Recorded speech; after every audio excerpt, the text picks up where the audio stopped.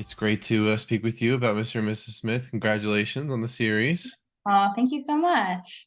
Of course, of course.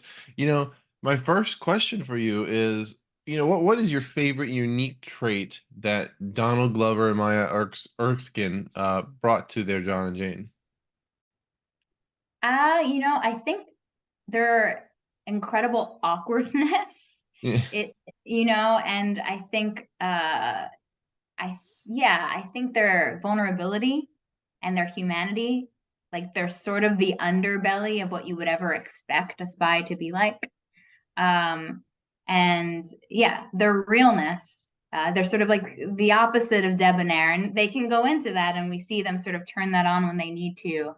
Uh, but yeah, they're sort of like the anti-Bond in that way. They're clumsy and yeah, and I love that about them. Phoebe Waller-Bridge was originally cast in the role of Jane. When she chose to leave the project, and the show picked up Maya, was there any particular changes made to the script? Um, Yeah, you know, when Phoebe exited, and we love Phoebe, she's amazing. But when she exited, we actually hadn't written as many scripts yet, so we definitely sort of constructed the series then with Maya as our Jane, yeah. and really sort of then told the story about these two underdogs, these sort of outcasts of society, and how that bonds them together. And that actually felt like a very compelling version of telling a spy story and a love story. They go on a lot of missions throughout the 8 episodes. What were some missions that you guys maybe brainstormed and then thought, maybe not this time? What were some missions that didn't make the cut, you mean? Yeah. Oh my gosh, like there are so many. You know, because of sort of the way that these are very much random on purpose by design. We had one where they were at Six Flags and they didn't understand why. That was one. We had one where like literally the whole thing was this entire mission happening and you just never find out what they went through inside. But we're like, that might be too pretentious for an hour. Yeah, so yeah, there were many that ended up not making the cut. For you, what was your personal favorite mission that did make the cut? My favorite mission that did make the cut. That's a great question. I think the mission when they go to El Salvador is my favorite. Yeah. Uh, because I just feel like it's sort of the most surprising one. Yeah, it was definitely it was and very it's fun. It's dark, but it's also it was a really funny moment. Um, Yeah, exactly. how much uh how much on location work did you guys do compared to like being on sound stages? We did a lot of on location work. When we decided that we wanted it to be New York, we really wanted New York to be a part of it. Same with all of the other locations. A lot of the house, because a brownstone like that just does not actually really exist in New York City.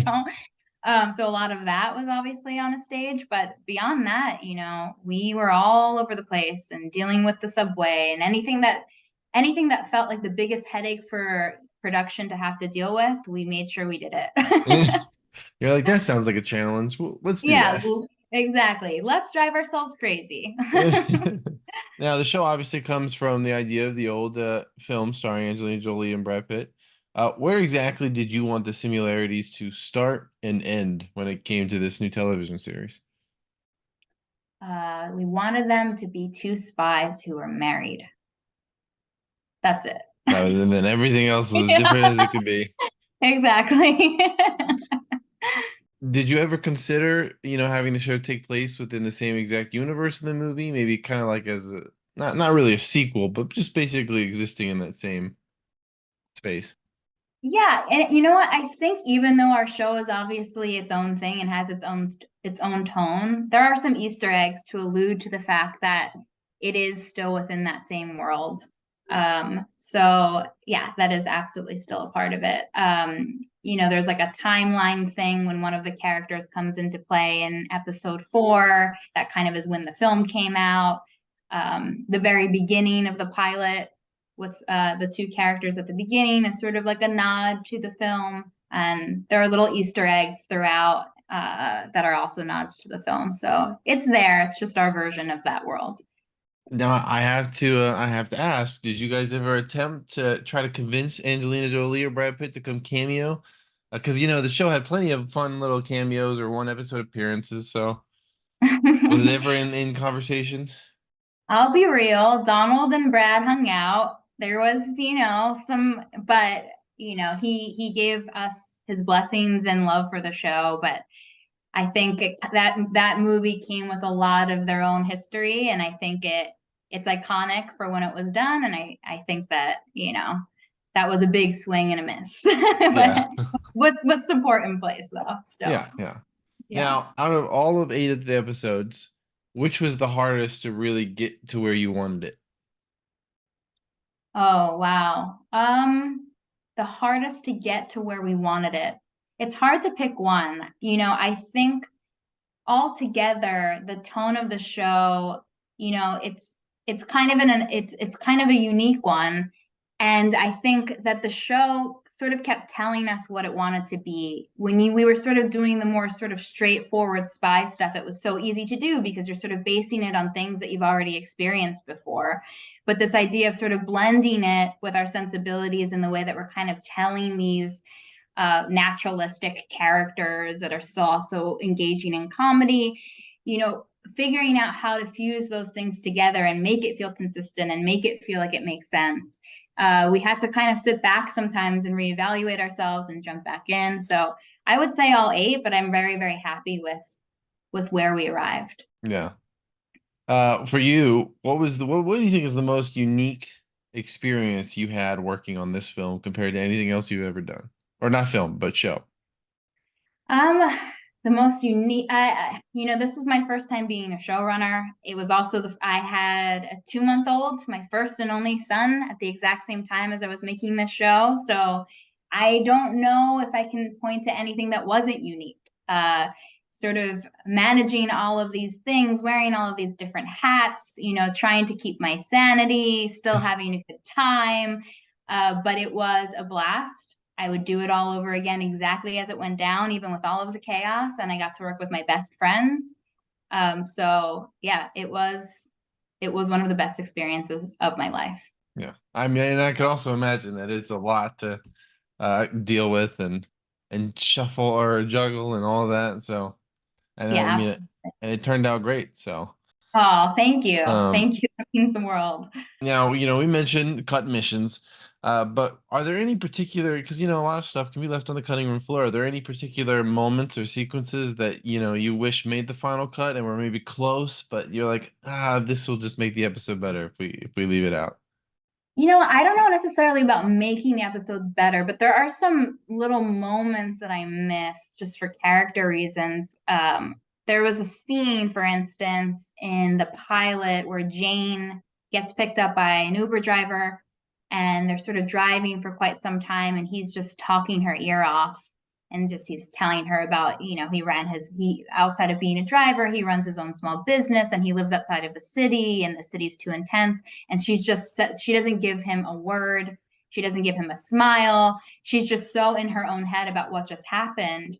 And to me, I feel like it would be a really polarizing scene because on one hand, excuse my language, I think some people would be like, what a straight up bitch. But on the other hand, I think what a legend. Because I feel like women are so expected to have to engage and laugh and kind of like what a legend for somebody who is tired and just wants to sit in silence for a moment. So I liked that scene, but she was a goner, and it's fine. It works without it, but The amount of information that the show gives audiences about HiHi, this mysterious boss or organization, is limited at best. Were audiences ever going to get more intel? Did you guys choose to kind of reel back on the information you were giving, or was it pretty much always as bare bones as possible? it was always pretty bare bones. We liked the concept of it almost being like this throwback to like an 80s like Charlie's Angel type, but just with the sensibilities and the way that we tell stories, specifically and also TV today. So we liked that. I think in a world where like you can, be a Postmate or a TaskRabbit or all of these kinds of jobs right now without ever meeting your boss, it doesn't feel that far-fetched to us. It's just like to be sort of an assassin by an app. Yeah. So yeah, we kind of always wanted to sort of live in that territory. Was it always HiHi? Did you guys have any other nicknames for this person? HiHi came very naturally, and we're like, yeah, that's it. I think I'm trying to remember the origin. I was trying to remember this today. I think I had gotten like a weird email once that started with HiHi, and it just felt so sinister because it's so cute. Um, so yeah, HiHi was always the thing. Little did they know what they started. Yeah, exactly, exactly. At the end of the day, what is the key message that you want audiences to kind of take away from the series? That's a great question. I think the key message is that vulnerability is strength. And when you prioritize things beyond connection, it's sort of the wrong goal. We should be taking care of each other. Uh, the first point of the finale, that cat death was pretty tragic. Was Max always a doomed soul? Like, this is so mean, and this just makes us terrible people. But yes, Max was always a true Oh soul. no. I know, I'm so sorry. I have a cat. I don't I know, know I saw that, I why. was like, oh no, and I pet my cat. It's like, you're okay though, don't worry about it. I Uh, know it's terrible. We're awful. I don't know what's wrong with us. I'm sorry. the season ends on one hell of a cliffhanger, with the fate of four key characters in the air. What are the chances of a season two, and will audiences ever get those mysteries answered? I think that we always wrote season one as a complete film. Like we're very happy with the way that we wrapped it up, and with the ending, even with the ending being what it is. With that said, yeah, we have some really cool big ideas for a season two. So should the opportunity present itself, we will definitely go down that road, and we will make it even cooler than season one if people will give us the chance. So That'd be great. And and I wanted to a spin-off question of that. Would you rather see another season continue this story, or would you like to explore kind of an entirely different John and Jane? Because the premise almost sets itself up for kind of an anthology-like reset. maybe we should bring you to the writer's room because that's a very good question, and I'm not going to answer it. That's fair. I completely understand. Um, But yeah, well, I thank you for talking with me. I enjoyed the show. I'm looking forward to everyone to get to see it. And I will cross my fingers for season two. Thank you. Thank you so much.